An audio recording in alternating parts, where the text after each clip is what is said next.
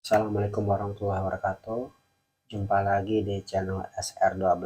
Channel ini sengaja saya bangun ulang dan membedakannya dari channel saya yang satunya yaitu cerdik.com dengan harapan saya satu, mampu meningkatkan kemampuan saya terkait tentang storytelling, dan dua, mampu mengemas konten menjadi lebih baik dan dapat lebih bermanfaat dan enak buat dinikmati oleh para penonton yang ada di YouTube.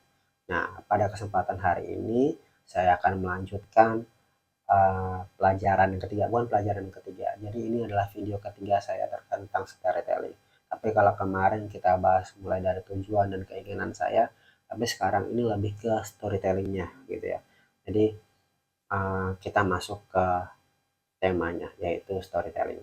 Pernah nggak sih kita ya mengingat sebuah peristiwa itu lebih ingat momennya atau memorinya itu lebih lebih dapat dibanding misalnya nama, terus rumus, teori ya.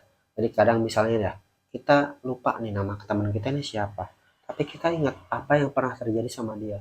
Misalnya si Anu tuh pernah ini, itu siapa ya namanya gitu. Nah, itu adalah kekuatan dari storytelling. Jadi kita akan ngebahas bukan hanya sebatas apa itu storytelling, tapi kenapa storytelling itu bisa sangat kuat dan bisa nempel banget di memori dan bisa ya menjadi salah satu metode yang digunakan dari zaman dulu sampai zaman sekarang untuk memberikan atau menyebarkan informasi. Sebelum ada media, sebelum ada tulisan, sebelum ada buku, sebelum ada sekolah, sebelum ada internet, manusia sudah bercerita. Bercerita untuk apa? Bercerita untuk saling bertukar informasi. Informasi apa yang dikirimkan antara manusia satu dengan manusia lain? Satu, tentang buruan, misalnya hewan buruan ya, bagaimana dia bertahan hidup ya, terhindar dari ancaman.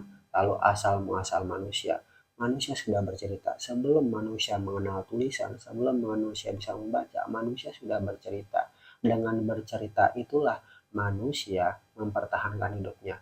Jadi manusia itu bercerita bukan hanya sebatas untuk hiburan, tapi manusia bercerita untuk saling bertukar informasi, mempertahankan hidup.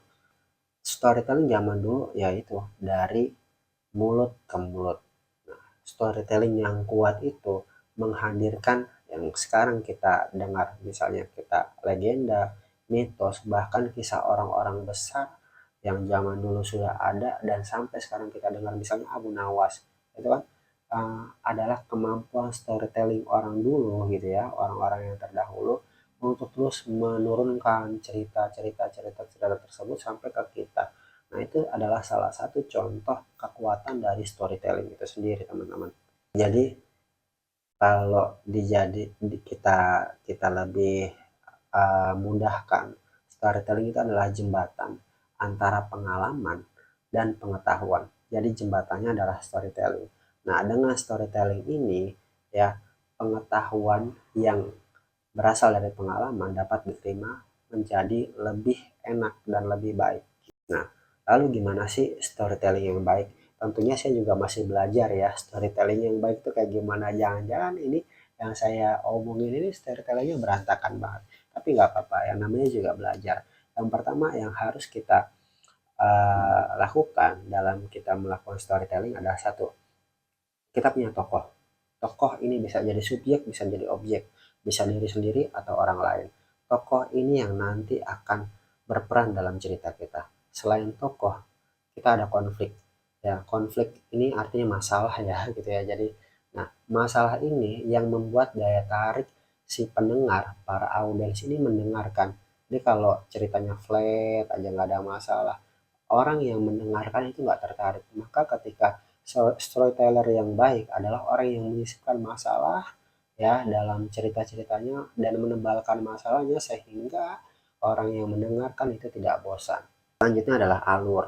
Alur ya jangan sampai berantakan. Alur ya bisa dari awal, tengah, akhir. Jangan sampai maju mundur akhirnya yang mendengarkan bingung. Ini pasan tadi udah mau selesai tapi balik lagi ke tengah.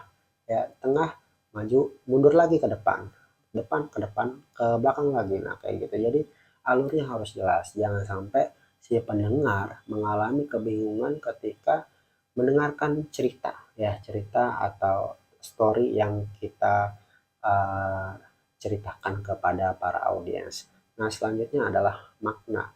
Makna itu adalah pesan yang ingin disampaikan dan sesuatu yang harus atau bisa dibawa, ya, pesan moral yang ingin disampaikan atau pesan moral yang bisa dibawa oleh para audiens. Tentunya ya cerita tanpa makna ya jadi cerita aja. Selanjutnya adalah emosi. Nah, ini adalah poin pentingnya. Jadi yang membedakan storytelling sama cerita biasa adalah emosinya. Seberapa tebal ya emosi si pencerita ketika menceritakan cerita tersebut. Semakin tebal maka si audiens itu semakin notice ya. Wah, ini nih kayaknya seru nih gitu ya. Jadi dari ekspresi muka, tekanan suara, ya pemberian apa ya kalau dibilang ya, penekanan suara, volume dan sebagainya gitu ya. Jadi itu adalah lima poin ya ketika kita ingin melakukan atau belajar storytelling, dan itu yang akan saya coba pelajari. Yang pertama adalah tokoh, yang kedua adalah konflik, yang ketiga adalah alur, yang keempat adalah makna, yang terakhir adalah emosi. Jadi storytelling tanpa makna dan tanpa emosi ya cuma jadi cerita biasa. Oke, kita masuk ke penutup. Jadi storytelling itu bukan cerita biasa ya. Storytelling itu lebih menekankan ke makna dan ada penebalan emosi. Jadi makna dan penebalan emosi ini memegang peran penting dalam uh, apa namanya kalau dibilang metode ini gitu ya.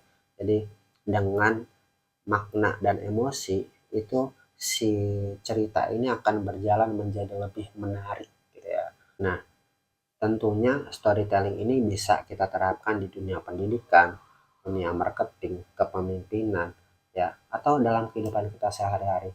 Semakin baik semakin baik kemampuan orang berstorytelling, tentu dia akan semakin enak untuk didengar, semakin nyaman orang mendengar, dan semakin bisa orang tertarik dengan dia dan mengikuti gagasan yang akan dia sampaikan. Jadi storytelling ini adalah seni ya, seni untuk mengajak orang, satu, mendengar, dua, mengikuti apa yang sedang ia katakan atau ia pikirkan. Jadi pertanyaannya adalah seberapa bermaknakah cerita kita?